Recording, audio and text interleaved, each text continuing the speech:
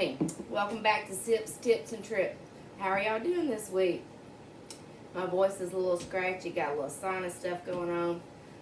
But we're going to get through it, and I'm going to teach you how to prep pre-made smoked barbecue butt. Now, I have a close friend, Mr. Tim McGraw. He smokes all my meat for me. And he called me this weekend and said that he had a couple of butts left over. Did I want them? And of course, I grabbed them as always. So what I do with this butt is I take it and I separate it and I pull all the fat away from it. And I divide it up into freezer bags with my foodsaver and I put it in the freezer. So it's a quick grab and go thing when I come in, and I've just been running ragged all day long. So it's a quick grab and go, cut it out of the bag, put it in a little pan, put it in the microwave, put it in the oven, and it heats up really, really fast. So I'm going to show you how to pull this apart while I tell you a story of me trying to barbecue in my early 20s. So come on back. So anytime you're working with any kind of meat, any kind of raw meat or cooked meat, you want to make sure your hands are really, really good and washed. Some gloves wouldn't hurt if you had those, but I prefer just to use my hands to make sure those are really, really good and clean. So when I was younger, I've always been a fast cooker. I love anything that's fast. I don't like taking a lot of time in the kitchen. I love cooking on the fly. I don't do a lot of recipes. I add a little bit of this, add a little bit of that, and we just go with it. So when I was younger, in my 20s, I bought this small little red barbecue grill. I know y'all have seen them at like Walmart and stuff like that. But anyway, I went and got one of those little small red little barbecue grills. And I put it inside our utility room because it was very cold. Very, very, very cold the day that I decided to barbecue. And my husband told me, he said, you don't need to cook that in the utility room. You're going to burn down the house. And I said, no, we'll be fine. We'll be fine. So needless to say, there was a lot of stuff on the shelf that melted because I had flames shooting up to the roof of our laundry room from this little barbecue grill that I was trying to cook in. And the meat tasted so terrible. It tasted just like lighter fluid because I just kept squirting lighter fluid on the grill to keep it lit because I didn't know that you had to let your charcoal get kind of gray before you start cooking on it. So hence, this is the reason I don't mess with the grill anymore. I leave that to my husband and I leave that to Mr. Tim, and I just don't. I don't want to burn nobody's house down anymore. So that's my little grill story, and that's why I don't grill. Now you want to pick out all your fat. Now this is kind of cool down. You don't want to mess with it too hot, but you don't want it to be cold. So you want it to be where you can really separate the fat and the meat. Some people like fat in their barbecue. Some people do not.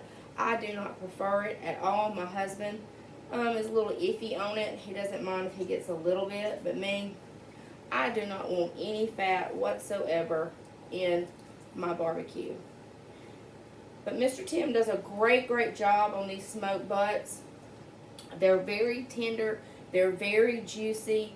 I know some of y'all won't be in our area to purchase them from them, but if you can find a local person that barbecues from time to time, get you a couple, separate them out, bag them up, and it'll save you a lot of money eating at home. This butt right here cost me $30, and I'm going to get anywhere from 4 to 6 bags of barbecue off of this for my family.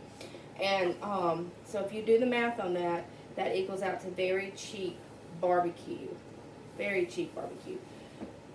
And this meat has a very good smoky flavor. Very good smoky flavor. And once I'm done picking this off, I'm going to show you how what I do add a little bit of something to it before I put it in the freezer, just to give it a little bit of juice, because anytime you heat up any kind of meat, it kind of dries it out a little bit, and you don't want to lose that moistness in your meat. So I'm going to show y'all that.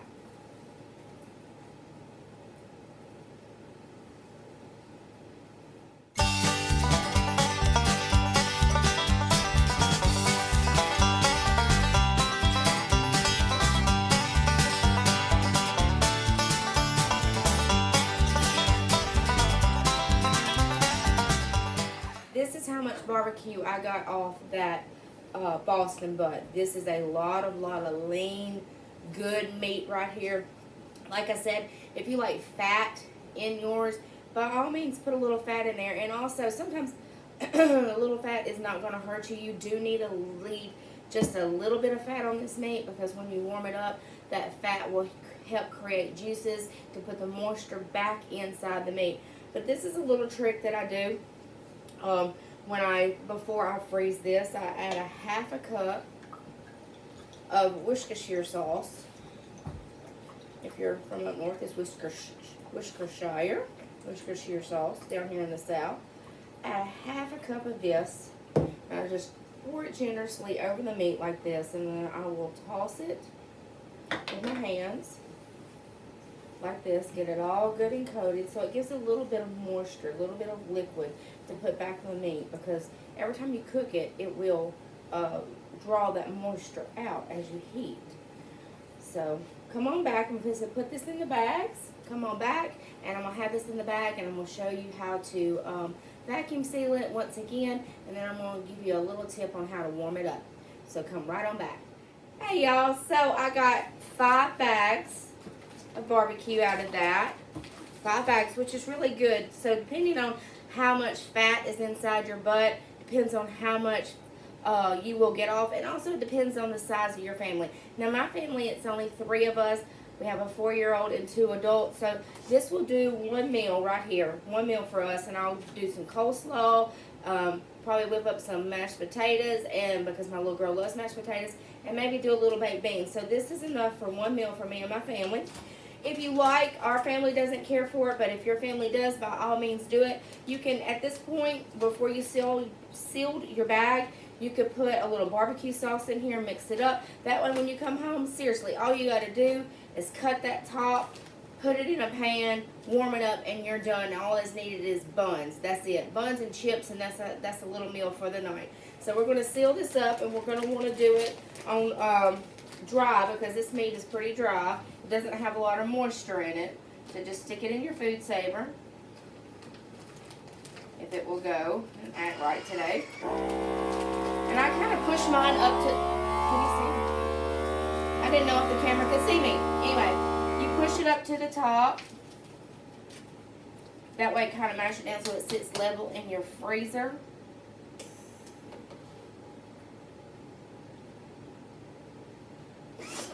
And then always, no, don't always, it's just a pet peeve of mine, you don't have to always, because it is not required. I stick it back in, and I seal it twice. That's just my OCD, I don't know why. But it is, that's just me. And, 2 seals. So, I have 5 pouches of barbecue. This is a little pan of mine. This came from Tupperware. I love this little dish. This is what I warm mine up in. And if you're going to buy cookware, and if you're going to buy good cookware, make sure it can go from stove to oven, oven to stove. It has no plastic, nothing on here that would melt, anything like that. So I can cook on the top of the stove, or I can throw it in the oven. So I would put a little bit, just a little bit of water. When I say a little bit, I mean maybe 2 to 3 tablespoons of water in this pan. I would put a tablespoon of Worcestershire sauce, and then I would bring that to a like a little boil, and it's not going to take long at all.